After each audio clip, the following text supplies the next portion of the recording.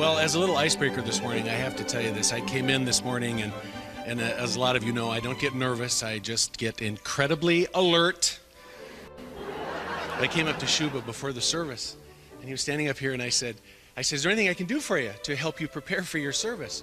Shuba put his hand on my shoulder and said, Lou, you know I love you. I said, yes, I do. I know you love me, Shuba. He said, Lou, your cologne is way too strong. I said, I was just so nervous. I was at home. So I said, is there anything I can do to help you? He said, yeah, go downstairs, get away from me, and take a bath, okay? Well, what we're going to talk about today is the birth of a paradigm, the birth of a whole new way of thinking. I've spoken my word into law of mine, and I now let go. Someday when we've harnessed all the energy, when we've gotten all the computer stuff out of the way, and we can just blink our left eye and have anything we want because we've handled it all, we've got all the stuff we need, we will master for God the energies of love. And for the second time in the history of the world, man will have discovered fire.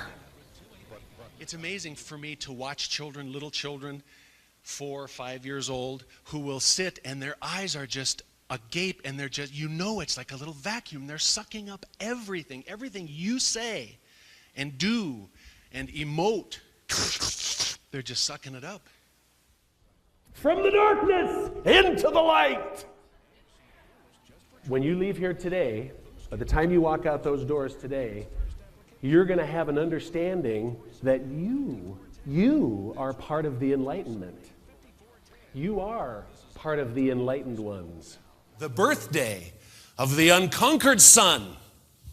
The sun got lower and lower and lower and lower and slowed down, but it didn't die. It wasn't conquered. It didn't happen. And then it started to rise again. And on the day it started to rise, that was the birthday of the unconquered sun.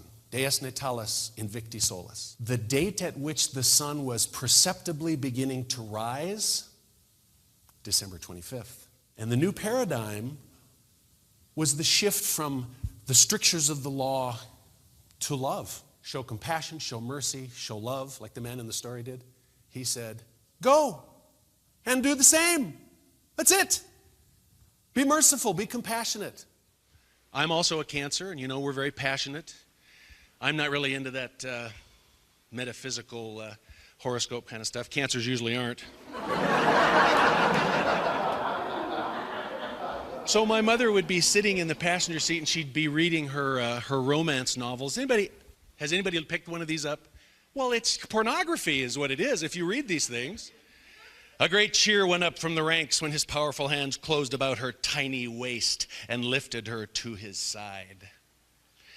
The general ignored them, giving his full attention to the beautiful woman who had actually been bold enough to seek him out in front of 1,000 men. That's the only paragraph that I could find to read you people.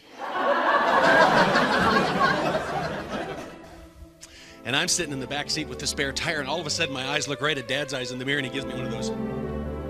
You know, and I'm thinking, oh, this is going to be good.